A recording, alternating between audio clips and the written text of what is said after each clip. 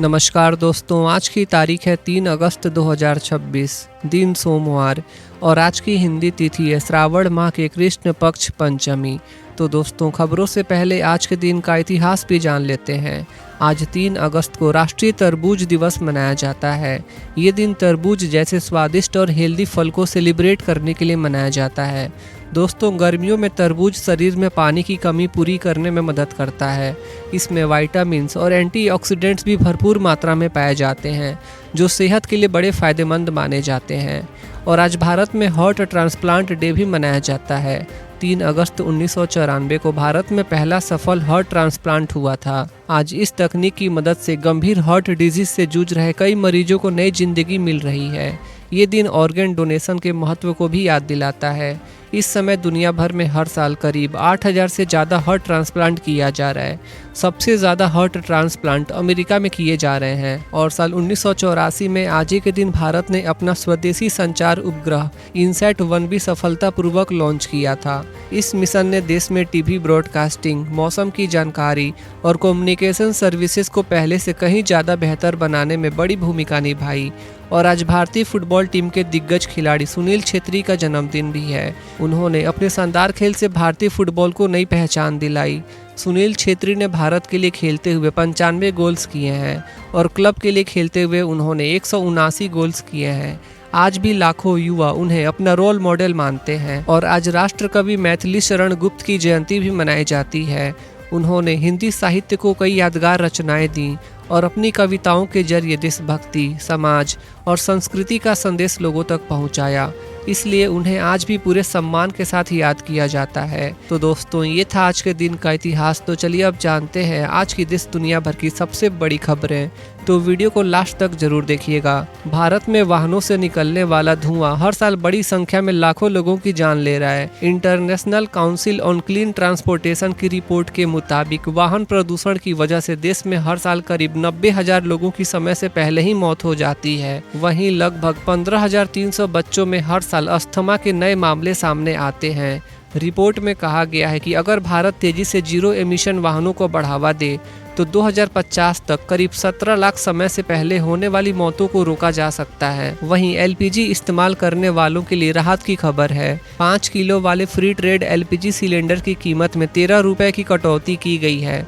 दिल्ली में अब इसकी रिफिल प्राइस 808 रुपये 50 पैसे हो गई है। हाल ही में कमर्शियल एलपीजी सिलेंडर की कीमतें भी कम की गई थीं और अब छोटे सिलेंडर भी सस्ते हो गए हैं। इस फैसले से छोटे दुकानदारों, स्ट्रीट वेंडर्स और कम गैस इस्तेमाल करने वाले परिवारों को सीधा फायदा मिलेगा। गैस पर होने वाला खर्च थोड़ा कम होगा, जिससे हर महीने का घरेलू बजट संभालना पहले से आसान हो जाएगा। वहीं आरबीआई ने क्रेडिट कार्ड के नियमों में बड़ा बदलाव किया है, जिससे बिलिंग सिस्टम पहले से ज़्यादा ट्रांसपेरेंट बनेगा। नए नियम के मुताबिक अगर कोई ग्राहक क्रेडिट कार्ड का पूरा बिल नहीं भरता है तो बचे हुए आउटस्टैंडिंग अमाउंट पर ब्याज लगाते समय कन्वेनियंस फी, पेनल्टी और टैक्स को शामिल नहीं किया जाएगा। इससे ग्राहकों पर ब्याज का बोझ कम होगा। साथ ही हिडन चार्जेस और मनमानी बिलिंग पर भी रोक लगेगी। इस बदलाव का मकसद ग्राहकों को राहत देना और क्रेडिट कार्ड बिलिंग को ज़्यादा साफ और फेयर बनाना है। वहीं यूपीआई ने जुलाई 2026 में नया रिकॉर्ड बनाया है। एनपीसीआई के मुताबिक सिर्फ जुलाई में 2366 करोड़ ट्रांजैक्शंस हुए, जो अब तक का सबसे बड़ा मंथली वॉल्यूम है। इस दौरान 29.88 लाख करोड़ रुपए का डिजिटल पेमेंट हुआ। जून के मुकाबले ट्रांजैक्शंस में 4.1% और पेमेंट वैल्यू में 3.3% की बढ़ोतरी दर्ज की गई है। वहीं जुलाई 2025 की तुलना में ट्रांजैक्शन वॉल्यूम 22% और वैल्यू 19% बढ़ी है। ये दिखाता है कि देश में यूपीआई का इस्तेमाल लगातार बढ़ रहा है और अब छोटे शहरों व ग्रामीण इलाकों में भी यह रोजमर्रा की पेमेंट का अहम हिस्सा बन चुका है। वहीं भारत में जुलाई 2026 में कारों की बिक्री ने नया रिकॉर्ड बना दिया है। ऑटो कंपनियों के मुताबिक जुलाई महीने में करीब 4,70,000 गाड़ियाँ बिकी हैं, जबकि पिछले साल जुलाई में यह आंकड़ा करीब 3.5 लाख था। यानी सालाना आधार पर लगभग 33% की बढ़ोतरी दर्ज हुई है। इस रिकॉर्ड ग्रोथ में मारुति सुजुकी और हुंडई की बिक्री का बड़ा योगदान रहा। कंपनियों का कहना है कि जीएसटी 2.0, रेपो रेट में कटौती और 12 लाख रुपए तक की आय पर टैक्स राहत जैसी वजहों से लोगों का कार खरीदने का भरोसा बढ़ा है। जिससे बिक्री में तेज उछाल देखने को मिला। वहीं देश का जीएसटी कलेक्शन लगातार मजबूत बना हुआ है। जुलाई 2026 में जीएसटी कलेक्शन 2.11 लाख करोड़ रहा, जो पिछले साल जुलाई के मुकाबले 15.4% ज्यादा है। इसमें सेंट्रल जीएसटी से 39,835 करोड़ रुपए, स्टेट जीएसटी से 47,881 करोड़ रुपए और इंटीग्रेटेड जीएसटी से 1.23 लाख करोड़ से ज्यादा का कलेक्शन हुआ। राज्यों की बात करें तो महाराष्ट्र सबसे आगे रहा, जबकि गुजरात और तेलंगाना में 19% की ग्रोथ दर्ज की गई। सरकार का मानना है कि बढ़ता जीएसटी कलेक्शन देश में बेहतर आर्थिक गतिविधियों और कारोबार में मजबूती का संकेत है। चलिए नेक्स्ट अपडेट देखिए। सीबीआई ने रिलायंस कैपिटल लिमिटेड और उसके पूर्व चेयरमैन अनिल अंबानी के खिलाफ एफआईआर दर्ज की है। आरोप है कि कंपनी ने ईपीएफओ को करीब 1816.22 करोड़ का नुकसान पहुंचाया। ये कार्रवाई केंद्रीय श्रम और रोजगार मंत्रालय को मिली शिकायत के आधार पर की गई है। शिकायत में धोखाधड़ी, आपराधिक साजिश और ईपीएफओ को वित्तीय नुकसान पहुंचाने के आरोप लगाए गए हैं। वहीं अनिल अंबानी के प्रवक्ता ने इन सभी आरोपों से इनकार किया है और कहा है कि कंपनी की ओर से किसी भी तरह की गड़बड़ी नहीं की गई है। वहीं अमेरिका ने अपने वीजा बॉन्ड प्रोग्राम को अस्थायी बना दिया है। नए नियम के तहत कुछ देशों के नागरिकों को B1 बिजनेस और B2 टूरिस्ट वीजा मिलने से पहले $20,000 रुपया यानी करीब 17 लाख रुपए तक की सिक्योरिटी राशि जमा करनी पड़ सकती है। ये नियम आज से लागू होगा। राहत की बात यह है कि भारत इस सूची में शामिल नहीं है। हालांकि बांग्लादेश, नेपाल और भूटान समेत करीब 50 देशों के नागरिकों पर यह नियम लागू हो सकता है। चलिए नेक्स्ट अपडेट देखिए। बीजेपी के पूर्व राष्ट्रीय प्रवक्ता शहजाद पूनावाला ने पार्टी से इस्तीफा देने के एक दिन बाद एक इंस्टाग्राम वीडियो जारी किया है। वीडियो में उन्होंने कहा कि वह प्रधानमंत्री नरेंद्र मोदी से निराश हैं। उन्होंने कांग्रेस और राहुल गांधी पर तंज कसते हुए कहा कि कांग्रेस अक्सर पीएम मोदी को तानाशाह बताती है, लेकिन 12 साल तक देश का नेतृत्व करने के बाद भी वह तानाशाह नहीं बने। शहजाद पूनावाला का यह बयान सोशल मीडिया और राजनीतिक गलियारों में चर्चा का विषय बना हुआ है। वहीं प्रधानमंत्री नरेंद्र मोदी ने युवाओं से नशा मुक्त भारत अभियान से जुड़ने की अपील की है। उन्होंने कहा कि विकसित भारत बनाने के लिए युवाओं का नशे से दूर रहना बहुत जरूरी है। प्रधानमंत्री ने कहा कि नशा सिर्फ एक व्यक्ति को नहीं बल्कि पूरे परिवार और समाज को नुकसान पहुंचाता है। उन्होंने युवाओं से नशे और ड्रग्स के खतरे को समझने और दूसरों को भी जागरूक करने की अपील की है।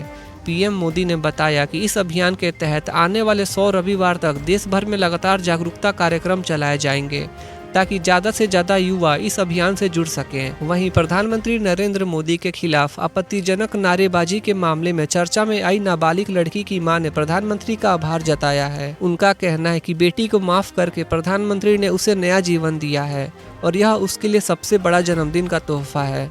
मां ने पुलिस से दर्ज एफआईआर वापस लेने की अपील की है। साथ ही सरकार से मांग की है कि 20 साल से कम उम्र के बच्चों की सोशल मीडिया गतिविधियों और प्रदर्शनों में भागीदारी को लेकर सख्त नियम बनाया जाए ताकि ऐसे मामले दोबारा न हो। वहीं सीजेपी प्रोटेस्ट को लेकर बड़ा खुलासा हुआ है। जांच में सामने आया है कि प्रदर्शन के दौरान दंगा भड़काने और पुलिस की वर्दी पहनकर सुसाइड अटैक की साजिश रची जा रही थी। रिपोर्ट के मुताबिक इस साजिश का लिंक पाकिस्तान से बताया गया है। पश्चिम बंगाल में गिरफ्तार आरोपी हमीम मंडल से पूछताछ के दौरान यह जानकारी सामने आई है। जांच एजेंसियों के अनुसार इस साजिश में पश्चिम बंगाल के मुख्यमंत्री शुभेंदु अधिकारी भी निशाने पर थे। वहीं सीजेपी के संस्थापक अभिजीत दीपके ने राजनीति में आने के संकेत दिए हैं।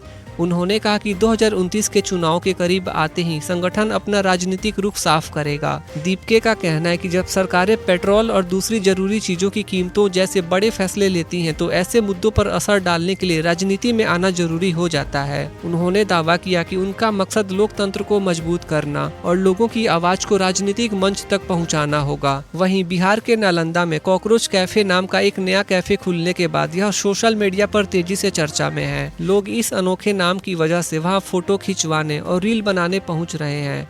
कैफे के मालिक का कहना है कि यह नाम सिर्फ ब्रांडिंग के लिए रखा गया है और उनका फोकस अच्छी क्वालिटी और हाइजीनी पर है। वहीं सोशल मीडिया पर कई यूजर्स इस नाम को लेकर मजेदार कमेंट्स और मीम्स भी शेयर कर रहे हैं, जिससे यह कैफे और ज्यादा वायरल हो गया है। चलिए नेक्स्ट अपडेट देखिए। महाराष्ट्र के बाद अब कर्नाटक सरकार ने भी बच्चों की सेहत को ध्यान में रखते हुए बड़ा फैसला लिया है। सरकार ने स्कूलों और कॉलेजों के 50 मीटर के दायरे में जंक फूड और ज़्यादा फैट, चीनी और नमक वाले खाद्य पदार्थों की बिक्री पर रोक लगा दी है। इस आदेश का सख्ती से पालन कराने के लिए जिला अधिकारियों को निर्देश दिए गए हैं। नियम तोड़ने वाले दुकानदारों के खिलाफ लाइसेंस रद्द करने समेत कानूनी कार्रवाई की जाएगी। सरकार का उद्देश्य बच्चों में स्वस्थ खान पान की आदतों को बढ़ावा देना है। वहीं देश के कई राज्यों में बाढ़ की स्थिति को देखते हुए केंद्रीय गृह मंत्री अमित शाह ने बड़ी राहत मंजूर की है। केंद्र सरकार ने राज्य आपदा प्रतिक्रिया कोष से 2117.85 करोड़ रुपए की अग्रिम राशि जारी करने की मंजूरी दी है। इसमें गुजरात, महाराष्ट्र और उड़ीसा को 500 करोड़ रुपए, असम को 379.35 करोड़ रुपए, हिमाचल प्रदेश को 193.95 करोड़ रुपए और अरुणाचल प्रदेश को 44.55 करोड़ रुपए मिलेंगे। इस राशि का इस्तेमाल बाढ़ प्रभावित इलाकों में राहत, बचाव और पुनर्वास कार्यों को तेज करने के लिए किया जाएगा। वहीं नीट पीजी 2026 की तैयारी को लेकर केंद्रीय स्वास्थ्य मंत्री जेपी नड्डा ने समीक्षा बैठक की। ये परीक्षा 30 अगस्त 2026 को होगी, जिसमें 2,73,183 उम्मीदवार शामिल होंगे। इस बार परीक्षा एक ही शिफ्ट में 340 शहरों के 1300 से ज्यादा केंद्रों पर आयोजित होंगी। सरकार ने आधार और आइरिस बायोमेट्रिक वेरिफिकेशन, सीसीटीवी निगरानी और कड़ी सुरक्षा के इंतजाम किए हैं। उम्मीदवारों को सलाह दी गई है कि पेपर लीक जैसी अफवाहों पर भरोसा न करें और केवल NBEMS और स्वास्थ्य मंत्रालय की आधिकारिक जानकारी पर ही विश्वास करें। वहीं बिहार को रेलवे इंफ्रास्ट्रक्चर के क्षेत्र में बड़ी सौगात मिली है। केंद्र सरकार ने करीब 976 करोड़ रुपए की लागत वाली दानापुर फतुहा नई रेल लाइन परियोजना को मंजूरी दे दी है। इस योजना के तहत 29 किलोमीटर नई रेल लाइन बिछाई जाएगी। साथ ही दानापुर पटना के बीच तीसरी और चौथी रेल लाइन तथा राजेंद्र नगर पटना साहिब के बीच अतिरिक्त लाइन भी बनाई जाएगी। इस प्रोजेक्ट के पूरा होने के बाद 22 नई यात्री ट्रेनें और 18 मालगाड़ियां अतिरिक्त चल सकेंगी। वहीं भारतीय रेलवे ने महाराष्ट्र और कोंकण क्षेत्र के यात्रियों को बड़ी सौगात दी है। मुंबई के छत्रपति शिवाजी महाराज टर्मिनस से सावंतवाड़ी रोड के बीच नई दिल्ली एक्सप्रेस ट्रेन चलाने को मंजूरी मिल गई है। ये ट्रेन 510 किलोमीटर का सफर तय करेगी और दादर, ठाणे, पनवेल, रत्नागिरी, कड़कवली, कुडाल समेत कई प्रमुख स्टेशनों पर रुकेगी। इससे पर्यटन, पढ़ाई, नौकरी, व्यापार और रोजाना यात्रा करने वाले लोगों को बड़ी सुविधा मिलेगी। चलिए नेक्स्ट अपडेट देखिए। अमेरिकी राष्ट्रपति डोनाल्ड ट्रंप ने दावा किया है कि ईरान पर प्रस्तावित सैन्य हमला फिलहाल टाल दिया गया है। उनके अनुसार ईरान और कुछ मध्य पूर्व देशों की ओर से समझौते का प्रस्ताव आने के बाद यह फैसला लिया गया। ट्रंप ने कहा कि अमेरिका हमले के लिए पूरी तरह तैयार था, लेकिन बातचीत को मौका देने का निर्णय लिया गया। उन्होंने ये भी दावा किया कि इस समझौते में स्ट्रेट ऑफ हॉर्मुज को खोलने और ईरान के परमाणु खतरे को कम करने जैसे मुद्दे शामिल हैं। अगली खबर देखिए। सरकारी नौकरी की तैयारी कर रहे युवाओं के लिए अच्छी खबर है। सरकार ने UPSC और SSC की भर्ती प्रक्रिया को तेज, आसान और ज़्यादा पारदर्शी बनाने के लिए कई बड़े बदलाव किए हैं। अब SSC की कई भर्तियां 15 से 18 महीने की बजाय सिर्फ 6 से 8 महीने में पूरी करने का लक्ष्य है। वहीं UPSC में भर्ती का समय 15 महीने से घटाकर करीब 13 महीने किया गया है। आवेदन, स्क्रीनिंग और चयन प्रक्रिया को ज़्यादा टाइम बाउंड बनाया गया है। सिविल सर्विसेज एग्ज़ाम में अब AI आधारित वेरिफिकेशन और फेस आइडेंटिफिकेशन भी लागू होगा, जिससे नकल और फर्जीवाड़े पर रोक लगेगी और भर्ती प्रक्रिया पहले से ज़्यादा सुरक्षित बनेगी। वहीं गवर्नमेंट जॉब की तैयारी कर रहे युवाओं के लिए अच्छी खबर है। UPSSC ने 208 पदों पर भर्ती निकाली है। इनमें लैब असिस्टेंट समेत कई पद शामिल हैं। आवेदन की आखिरी तारीख 17 अगस्त 2026 है। उम्मीदवार के पास UPSSC पेट 2025 का वैलिड स्कोर कार्ड, साथ ही BSc, BTech या फार्मेसी जैसी जरूरी योग्यता होनी चाहिए। चयन प्रीलिम्स, मेंस, डॉक्यूमेंट वेरिफिकेशन के आधार पर होगा। सैलरी 1,12,400 रुपये प्रति माह तक मिल सकती है। वहीं हिमाचल प्रदेश राज्य चयन आयोग ने भी 312 पदों पर भर्ती निकाली है। इनमें लैब असिस्टेंट समेत कई पद शामिल हैं। आवेदन की आखिरी तारीख 17 अगस्त 2026 है। चयनित उम्मीदवारों को 25,000 रुपये प्रति माह तक सैलरी मिलेगी। वहीं टीचर बनने का सपना देख रहे युवाओं के लिए भी अच्छी खबर है। छत्तीसगढ़ कर्मचारी चयन बोर्ड ने 2292 टीचर पदों पर भर्ती निकाली है। आवेदन की आखिरी तारीख 28 सितंबर 2026 है। उम्मीदवार के पास DLED या BEd की डिग्री होना जरूरी है। चयनित उम्मीदवारों को 38,500 रुपये से 80,000 रुपये प्रति माह तक की सैलरी मिलेगी। वहीं इसरो में कैरियर बनाने का सपना देख रहे युवाओं के लिए भी अच्छी खबर है। इसरो ने 410 पदों पर भर्ती निकाली है। इनमें अप्रेंटिस समेत कई पद शामिल हैं। आवेदन की आखिरी तारीख 28 अगस्त 2026 है। चयनित उम्मीदवारों को 10,900 रुपये से 12,300 रुपये प्रति माह तक स्टाइपेंड मिलेगा। इच्छुक उम्मीदवार समय रहते आधिकारिक वेबसाइट पर जाकर आवेदन कर सकते हैं। चलिए नेक्स्ट अपडेट देखिए। भारतीय क्रिकेट टीम के स्टार ऑलराउंडर हार्दिक पांड्या ने रविवार को आंध्र प्रदेश के तिरुपति बालाजी मंदिर में दर्शन किए और अपना सिर मुंडवाकर बाल दान किया। उनके साथ उनकी गर्लफ्रेंड महिका शर्मा भी मौजूद थीं। दोनों पारंपरिक कपड़ों में मंदिर पहुंचे और पूजा अर्चना की। वहीं भारतीय क्रिकेटर अजिंक्य रहाणे ने इंटरनेशनल क्रिकेट से संन्यास लेने के बाद अब बीसीसीआई की पेंशन योजना का लाभ पाने के पात्र हो गए हैं। रहाणे ने भारत के लिए 85 टेस्ट मैच खेले हैं, इसलिए वे बीसीसीआई की टॉप पेंशन कैटेगरी में आते हैं। इस नियम के तहत उन्हें हर महीने 70,000 रुपये पेंशन मिलने की उम्मीद है। वहीं भारत को श्रीलंका के खिलाफ टेस्ट सीरीज शुरू होने से पहले बड़ा झटका लगा है। तेज गेंदबाज जसप्रीत बुमराह बाएं घुटने में चोट के कारण पूरी टेस्ट सीरीज से बाहर हो गए हैं। मेडिकल टीम ने उन्हें पूरी तरह फिट होने तक आराम करने की सलाह दी है। भारत और श्रीलंका के बीच पहला टेस्ट 15 अगस्त से और दूसरा टेस्ट मैच 23 अगस्त से खेला जाएगा। बुमराह की गैर मौजूदगी भारतीय गेंदबाजी आक्रमण के लिए बड़ी चुनौती मानी जा रही है, क्योंकि वह टीम के सबसे अनुभवी और अहम तेज गेंदबाज हैं। वहीं भारत के लिए ग्लासगो कॉमनवेल्थ गेम्स 2026 से शानदार खबर आई है। भारतीय मुक्केबाज सचिन सिवाच ने पुरुषों के 60 किलोग्राम वर्ग में गोल्ड मेडल जीतकर देश का नाम रोशन किया है। वहीं अंकुश पंघाल ने पुरुषों के 80 किलोग्राम वर्ग में शानदार प्रदर्शन करते हुए गोल्ड मेडल अपने नाम किया। दोनों खिलाड़ियों ने पूरे टूर्नामेंट में बेहतरीन खेल दिखाया और फाइनल मुकाबले जीतकर भारत की झोली में 2 और स्वर्ण पदक डाल दिए। चलिए अगली खबर देखिए। रणवीर कपूर इन दिनों रामायण मूवी में भगवान राम की भूमिका को लेकर चर्चा में है। एक इंटरव्यू में उन्होंने कहा कि फिल्मी परिवार से होने के बावजूद उन्होंने सफलता से ज़्यादा अपनों की असफलताओं से सीखा है। रणवीर ने बताया कि पहली फिल्म के फ्लॉप होने ने उन्हें मजबूत बनाया और सिखाया कि मेहनत का कोई विकल्प नहीं होता। उनका कहना है कि सफलता और नाकामी दोनों को संतुलित तरीके से स्वीकार करना चाहिए। उन्होंने ये भी कहा कि फैंस का प्यार सबसे बड़ी ताकत है और उसे हमेशा सम्मान के साथ लौटाना चाहिए। अगली खबर देखिए। मौसम विभाग ने आज के लिए देश के कई राज्यों में भारी बारिश और तेज आंधी का अलर्ट जारी किया है। उत्तर प्रदेश, बिहार, महाराष्ट्र, उत्तराखंड, पंजाब समेत 22 राज्यों में अगले कुछ घंटों के दौरान मध्यम से भारी बारिश हो सकती है। कई इलाकों में 70 किलोमीटर प्रति घंटे तक की रफ्तार से तेज हवाएं चलने और बिजली गिरने की भी आशंका है। लोगों को बिना जरूरत घर से बाहर निकलने से बचने, सुरक्षित जगह पर रहने और मौसम विभाग की आधिकारिक सलाह का पालन करने की अपील की गई है। अगली खबर देखिए। सोना और चांदी खरीदने वालों के लिए आज की बड़ी अपडेट है। आज भारत में 24 कैरेट सोने का रिटेल भाव लगभग 1,43,420 रुपये प्रति 10 ग्राम दर्ज किया गया है। वहीं 22 कैरेट सोना करीब 1,31,468 रुपये प्रति 10 ग्राम पर बिक रहा है। दूसरी ओर चांदी की कीमत लगभग 2,18,150 रुपये प्रति किलोग्राम है। तो दोस्तों आज की खबरें यहीं पे समाप्त होती हैं। देश भर के छोटे बड़े अपडेट्स और हर दिन के लेटेस्ट न्यूज़ करेंट अफेयर्स देखने के लिए आप हमारे यूट्यूब चैनल इंडियन जनता न्यूज़ को सब्सक्राइब कर लीजिए। मिलते हैं नेक्स्ट वीडियो में, तब तक के लिए अपना ध्यान रखिए, खुश रहिए। जय हिंद।